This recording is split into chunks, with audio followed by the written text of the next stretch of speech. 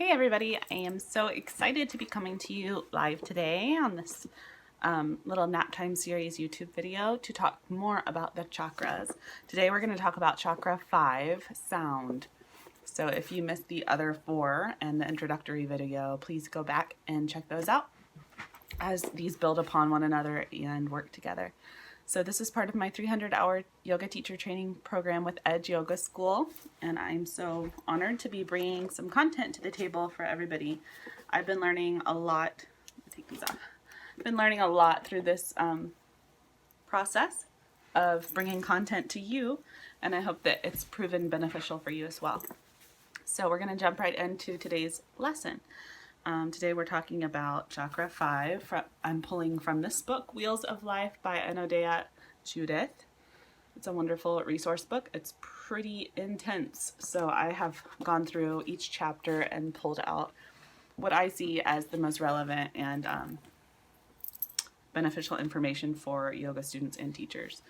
At least in my opinion, I do recommend buying this book if you're interested in the chakras to learn more. There's a lot more here than I can summarize, obviously. That's why it's a book.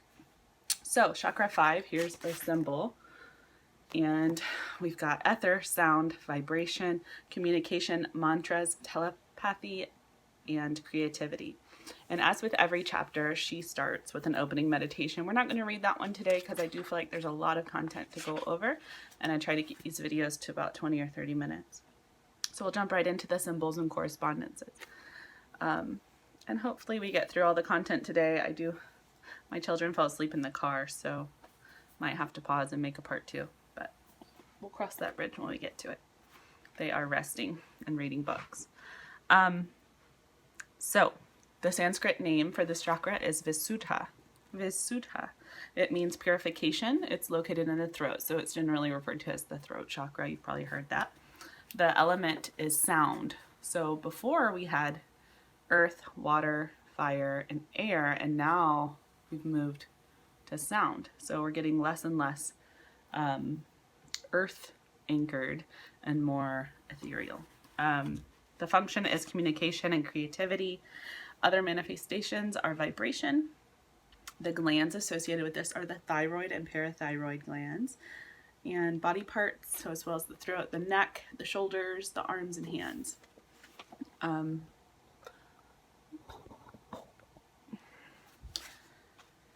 If you have a blockage with your throat chakra, you might have a sore throat, a stiff neck, colds, thyroid problems, or even hearing problems.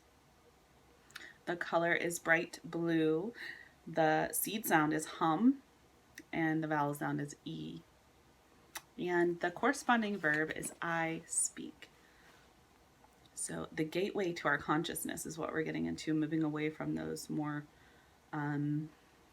grounded, earthly chakras.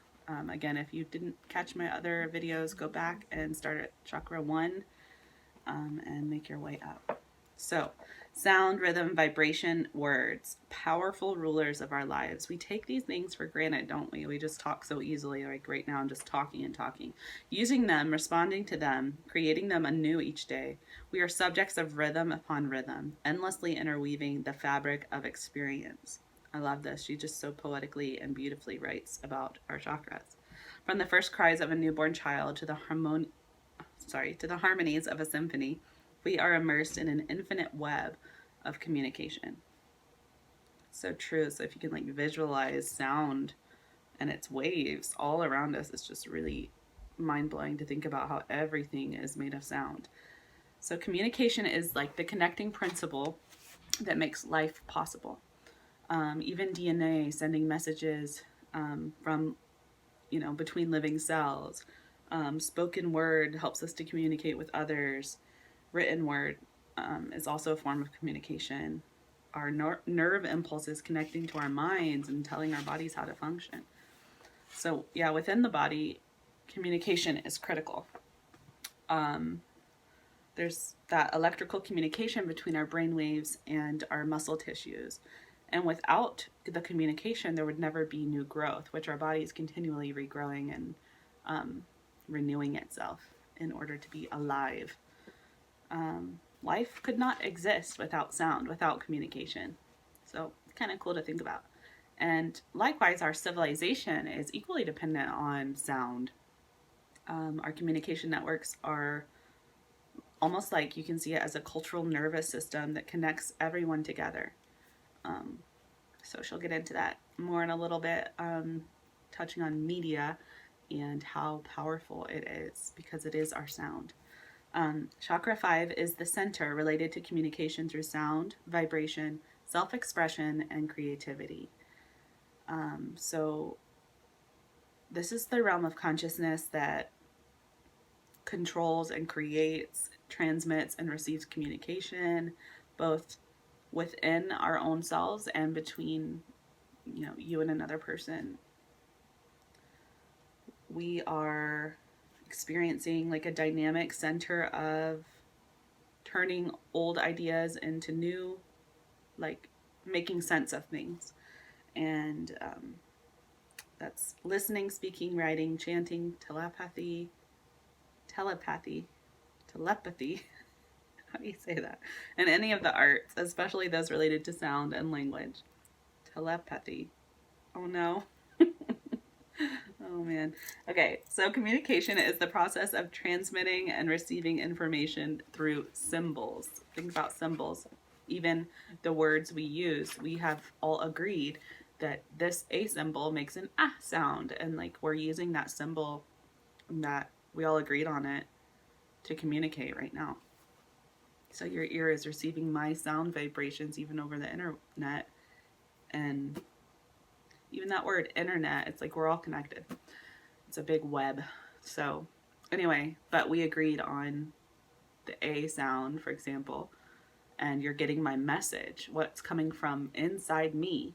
Like, so it was born in me, and that will from the third chakra is causing the sound to come to you, and you're receiving it. So it's interesting. A note on that, you can never control how someone receives the sound or any information or whatever, even an action that you do. All you're in control of is what you are presenting. So that's been an important lesson in my life. It just came in my mind, so I thought I'd share. We're taking another step away from the physical. That's what I was trying to say earlier, from like the more earthy elements. So communication is our first level of physical transcendence, and that it enables us to transcend the ordinary limitations of the body. So, you can make a phone call easily, like to New York, and all you have to do is pick up a phone and use your voice. You don't have to like walk there and give the message, or get something done in New York that you want to be done. You can just use the power of communication. So information and ideas are like the breath we breathe, an invisible field surrounding us from which we take what we need. So she's starting to talk about how communication can cause division, or it can cause unity. And that's so true. You see that right now a lot in our culture. We arrive at unity through the ability of consciousness to make connections. Communication is an act of connection. And we talked about with Chakra 4, love, that love is all about connecting people together, connecting ideas together, working together towards something.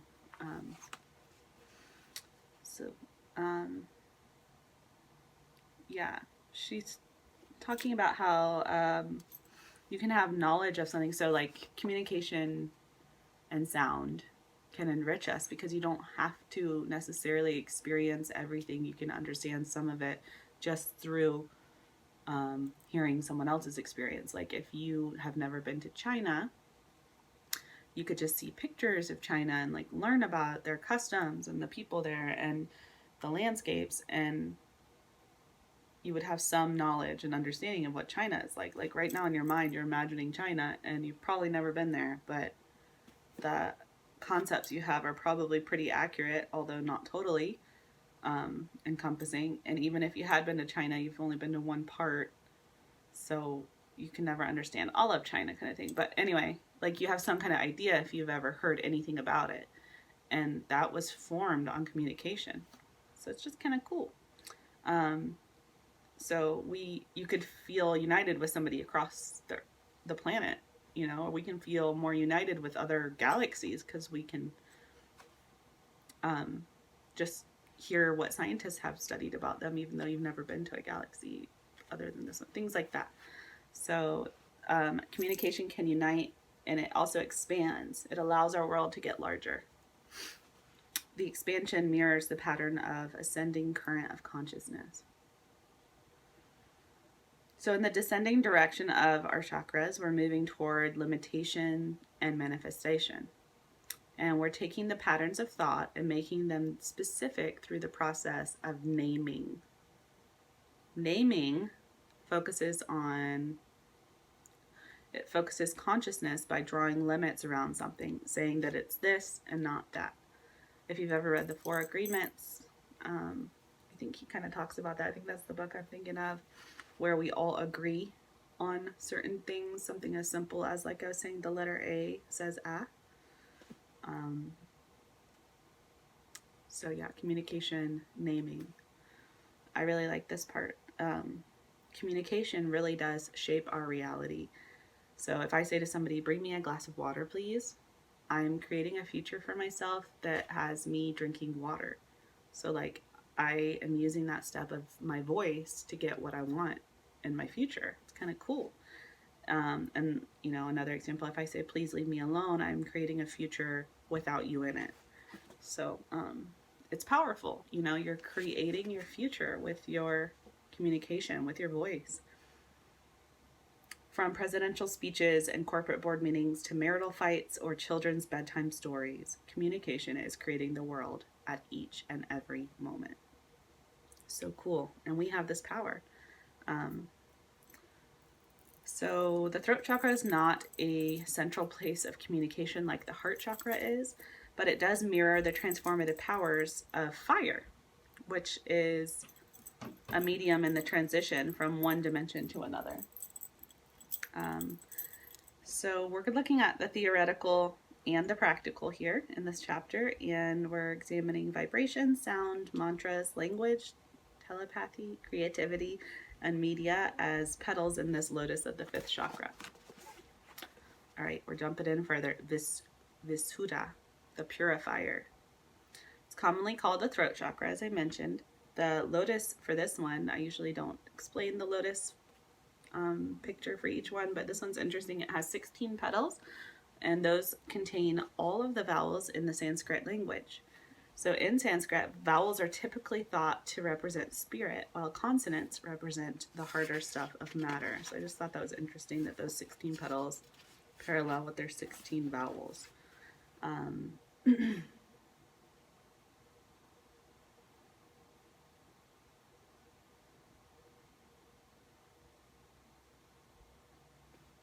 So like I mentioned earlier, the fifth chakra is when we start to get into the non-physical element beyond earth, water, fire, and air, which were the other four. In her interpretation of the chakra system, she correlates sound to be the element associated with this chakra. And she says that sound is the gross representation of an invisible field of vibrations and operates in a similar way to subtle vibrations. Arthur Avalon says in his book, sound is that by which the existence of the ether is known. So and then she's going to assign light to the sixth chakra and thought to the seventh, as progressively more and more subtle vibrational phenomenon. So I thought that was kind of cool. It's kind of like an abstract thought. Like, I feel like the further up the chakras we get, the more abstract the concepts are getting, and the less clear cut the borders are around what we're talking about. Like, you know, love was a little harder to wrap your hands around and define, rather than like will, what we talked about with chakra 3, or desire, chakra 2, or safety with chakra 1. And now we're even a little bit more abstract with sound. It's just going to go into light and thought. So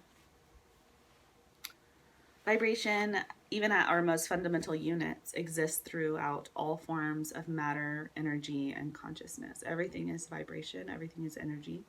The impact of the rhythm of one plane upon the substance of another. So it's like the impact of the rhythm of one plane upon the substance of another. So it's almost like sound is that collision there. Then she talks about this guy named Ernst Chladni. He was a scientist in the 1800s, and he played with, he rubbed a rosined violin bow along the edge of a plate and looked under a microscope at sand that played like it danced on a disc while he played. And here is a picture, like different notes would do different dances, and vibrations would make these patterns. Isn't that so cool? I just thought that's fascinating. You can't help but ask what effect sound has on the minute cellular and atomic structures, or on the less visible etheric field. So other experiments that scientists have done since then, they projected sound on different mediums like water or powders, pastes, or oils, and they produced patterns with remarkable similarity to the ones found in nature, like spirals and galaxies and cellular division in an embryo, or the iris and pupil of a human eye. And this study actually has a name. It's called cymatics, which was named by a scientist named Hans Jenny. So fascinating. I could go on about that, but I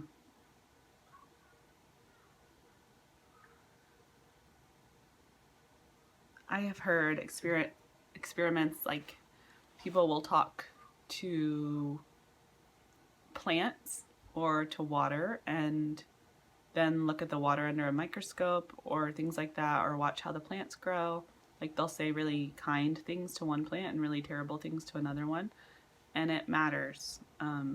Our words are so powerful. And in fact, Hindus believe that vibration is like where matter was created. Sound is where it all started. And even in the Bible, it talks about in the beginning was the Word, and the Word was with God, and the Word was God. And, in Genesis, God speaks creation into existence with his power of communication. So if you think about, there are other religions too that start out with the power of word too. I mean, Hindus believe that with the word Om, Brahma, or the creator, was able to create, that was the first sound that created everything. And if you think about that, regardless of your religious belief or whatever, it's hard to deny that our power of word is so incredibly powerful, and it's such a gift that we've been given, and it really does give you a reverence for it and makes you kind of a little more careful about the words that you choose to use, and more than that, even the tone that you use can say a lot. All right. From the first contractions of our mother's womb at birth to our last dying gasps, we are rhythmic, dancing creatures, dancing in what Ram Dass calls the only dance there is. I thought that was beautiful. So rhythms, just like the chakras patterns, tend to perpetuate. So if a person starts their day from a calm, centered space, maybe they give themselves an intention for the day or a mantra that they can use sound and repeat back to themselves over and over, they tend to have an easier day despite circumstances being difficult.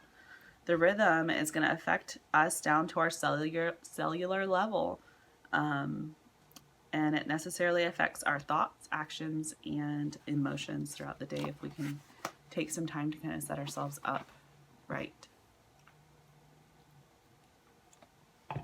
We all affect each other as well as everything around us by the vibrations that we carry within our minds and our bodies. So it doesn't have to be spoken. Our thoughts are things, and they are vibrational.